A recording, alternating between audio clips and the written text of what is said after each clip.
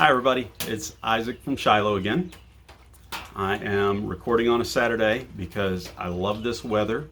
I like listening to the rain, and I hope that you're having a happy Sunday as you watch this. We are again not having meetings at Shiloh, and that's really hard. I don't like that. I miss being with my Shiloh family. It has been kind of cool. I found a silver lining with all of the scare that we've had with COVID-19. We've had to spend a lot of time at home. I make my calls. I try to do lots of typing and messaging and texting and trying to stay connected with people. But we've just kind of been stuck here at the house. And if you know my family, it's no secret that my kids can really bicker sometimes. Like they'll fight. They'll get really, really loud and blurty, and they struggle to get along and have peaceful and sweet moments. The last 2 weeks that we've spent so much time at home, we've actually witnessed a really cool change. I mean, they've not arrived, but we're getting a lot more of the peaceful and happy moments, the play together nicely moments, and it's sweet. I love it. I love it. Love it. It's what I've wanted all along, is for my kids to be happy and healthy and get along well. So yeah, I wish we could assemble, but if we can't, I'm going to make the most out of what we have available, and that's one thing that I'm really loving. And I hope that you're finding the little positive moments. I know that some of you are probably ready to just lose your minds from being cooped up at home and not seeing very many people. If you're one of those people, holler at me. Maybe we can have a social distance conversation. Just sit out in the yard and talk, stand out in the yard and talk, catch up. I mean, I guess there's not a lot to catch up on. What have you been up to? Watching Netflix. Oh, what did you see this past week? All of it. But there are some happy things we can do. The last week we went to the Lake Dardanelle State Park and went for a walk. It was beautiful, gorgeous. The weather was perfect. Everybody played happy and nicely, and that was really great. Also, my nose itches right now. I hope yours doesn't. I'm gonna scratch mine. Okay, all right, all better.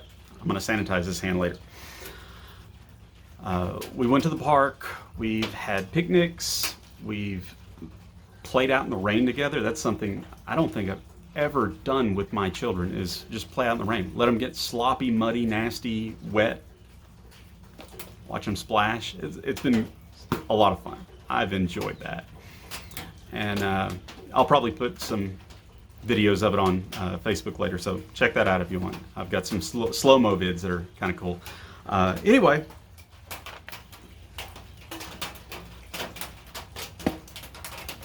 since we can't get together and we're not meeting on Sundays and Wednesdays still for the foreseeable future, I am trying to figure out how to do the video thing.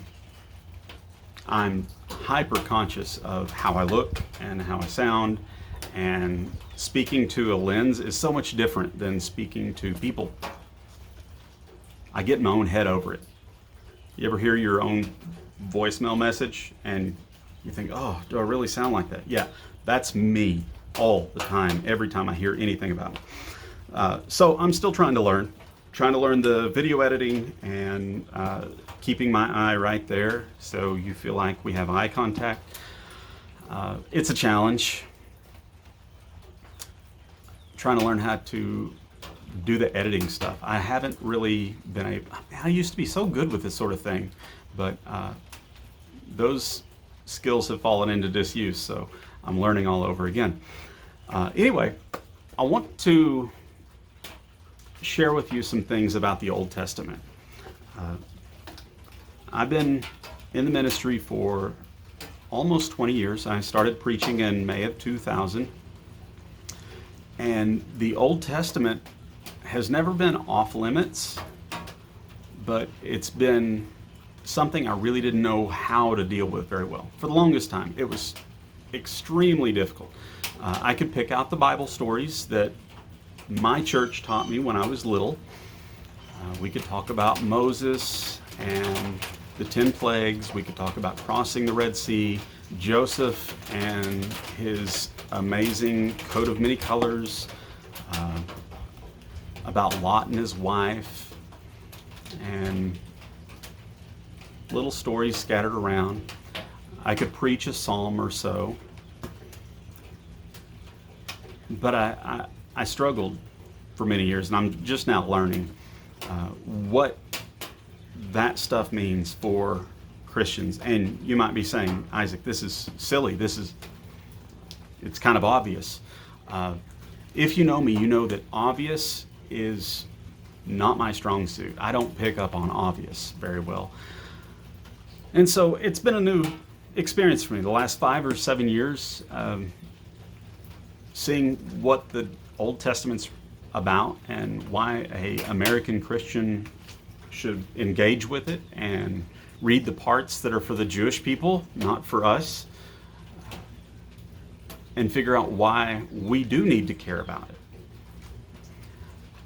And so today I'd like to look at the first 5 books of the Old Testament. It's called the Pentateuch. Genesis, Exodus, Leviticus, Numbers, and Deuteronomy. And Genesis covers a huge, huge expanse of time. I'm not going to get into how long it covers. I think that's an argument for another time and probably not on a YouTube video. I just know it starts with the creation and the Garden of Eden. And Genesis ends with Joseph. And we get to see this beautiful journey where God creates a paradise. Everything was perfect. It was wonderful. And then man chose not to follow the one that gave them perfection. And so we see this journey happen where Adam and Eve die. We move forward and we see the story of Noah. It's scary. You know, a few years ago it occurred to me, whenever you go into a lot of church nurseries, there's usually some sort of a mural somewhere of Noah's Ark. And there's a happy little rainbow, happy little animals, happy little people on the boat, little waters.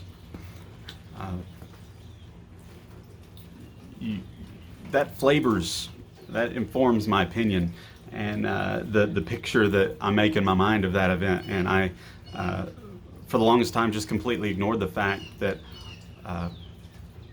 there was a massive amount of death that happened through the flooding of the earth. Almost all of mankind was wiped out. And while I would be grateful for that provision if I were one of those that made it onto the boat, there has to be a certain amount of somberness that sticks with them over knowing that everybody they knew outside of that boat was no longer alive. And so we move forward. We learn about the story of Joseph, how he went from being a brother that was not liked by his brothers because he was a good son and he was loved and favored by their father, sold into slavery, and through a series of providential events, God raised him up to save a civilization. Beautiful. And then we get into Exodus, and we learn about this man named Moses. The interesting thing about Moses is that I guess we could call him a late bloomer. He lived a whole lot of life before he became the deliverer of the Hebrew people. He was well educated, He claimed to have a stutter, and God made provision for that. He led them out because he followed God's instruction. He was able to lead the Hebrews out of oppression by the Egyptians. All the people were able to witness the immeasurable power of God to turn the water into blood, to make locusts come and swarm, to kill the firstborn of all who did not cover the posts and lintels of their homes with lamb's blood. They got to walk across dry ground when Moses parted the Red Sea. He led them out, gave them freedom. And once he got them out of Egypt, they weren't just automatically in the promised land. There was a journey to make. And as it turned out, it was as much of a spiritual journey as it was a distance journey. They could have made the trek in a relatively short amount of time. But they struggled. No, they didn't struggle. They just rejected God. They did what was right in their own eyes. They faltered. They were unhappy with Moses' leadership, and they didn't like how they had to count on God for everything. It wasn't for them, they said. So Moses brought them out of Egypt and began setting up government. That's where we get the book of Leviticus. We get the moral and civil laws. Of course, we had the 10 Commandments given to us in Exodus chapter 20. Those are expanded and built upon as a foundation. In Leviticus, they learn about what kind of offerings they should do, what kind of laws should be in place, and what kind of punishments were for breaking those laws. Then we come into Numbers, and Numbers is God preparing them to enter the promised land. I know it's easy for us to just say, oh, it's when God numbered the Hebrew people. There was a numbering that happened. There was a census taken. But it was really about God preparing their hearts and their minds for occupying the place that he had promised Abraham so long before. And then we come to Deuteronomy, and Deuteronomy's fun. The word means the second law. Specifically, the law was given a second time. It was when the people who were living then were people who there's a whole generation that came out. They hadn't been there during the Exodus. They hadn't experienced walls of water on both sides and dry land underneath them as they crossed the Red Sea. They had just lived in this wilderness, in this middle area. And God was getting them ready, this new generation, to occupy the lands that he had promised that they would get. And Deuteronomy, man, if there's one book of the Bible I just haven't messed with much, I haven't preached from very much, it would probably be Deuteronomy. And it's not because I don't like it. I think I've had a lack of exposure to it, and so it's easier for me to preach the narratives, the New Testament. I can handle that better, and some of you less experienced pastors like me probably can relate to that a little bit.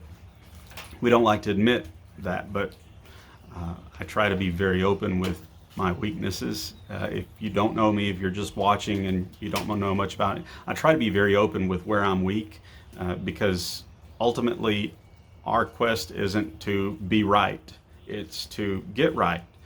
It's not to be the one who has the truth, it's to be the one who's willing to find the truth and change their minds if they're wrong. Man, that's a tough one, isn't it? Changing your mind when you're wrong. I've made a habit of that as much as I can, and I know that sounds like, I'm being a holy roller or trying to be self-righteous. I'm not. I'm really not. I just know that I am wrong so much that it's better to be prepared to be wrong and willing to be right, be made right. Anyway, there is a verse, a passage in Deuteronomy I want to share with you. My Shiloh people probably will catch on why this is important to me. And it's in Deuteronomy chapter 6, starting in verse 4 and 5. Hear, O Israel, the Lord our God, the Lord is one. You shall love the Lord your God with all your heart, with all your soul, and with all your strength. And these words which I command you today shall be in your heart. You shall teach them diligently to your children, and shall talk of them when you sit in your house, when you walk by the way, when you lie down, when you rise up. You shall bind them as a sign on your hand, and they shall be as frontlets between your eyes. Verse 9 says, you shall write them on the doorposts of your house and on your gates. I love this, of course, because Jesus would later quote some of that when somebody said, Rabbi, what's the greatest commandment?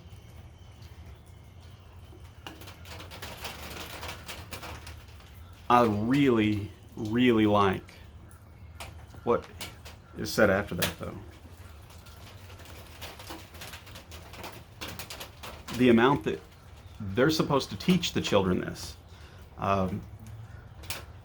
We're talking about Hebrews, about Jewish people learning or teaching the next generation moral, civic, dietary law, sacrifice, reconciliation with God the Father.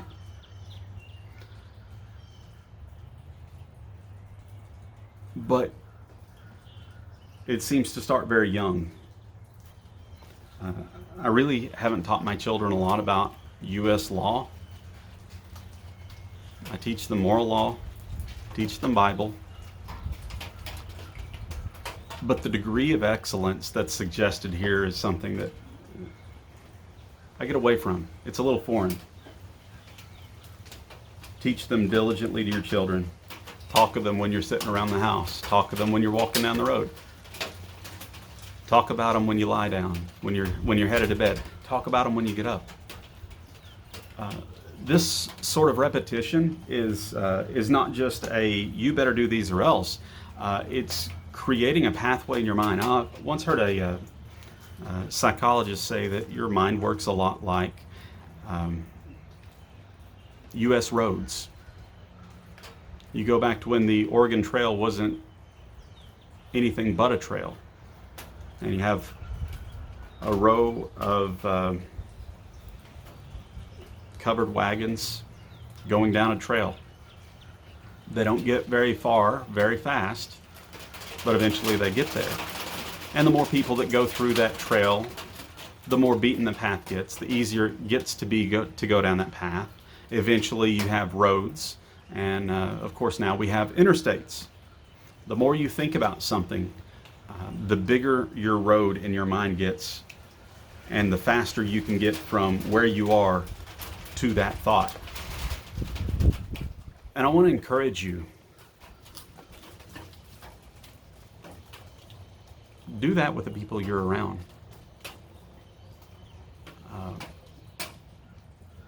Teach them the things of the Word of God. Don't be shy about it. Teach them. Sometimes we teach because we need to learn something better. Sometimes we teach because others need to learn something better. I think if you're teaching right, though, everybody can learn something along the way. I want to encourage you to do that. Whether it's talking to your preacher and he needs a little adjustment or needs learning, or your brother, sister, parent, children, friend, call them back to Scripture often. Remind them of all that God has done for us, the journey that He has brought us through this far, and where our ultimate destination is. Just meditate on that. Again, that's Deuteronomy, and I actually went through verse 9. Deuteronomy chapter 6, verses 4 through 9. And let me know what you think about that. Comment down below, and we'll see you soon. Love y'all, and be safe, be social distanced. Bye.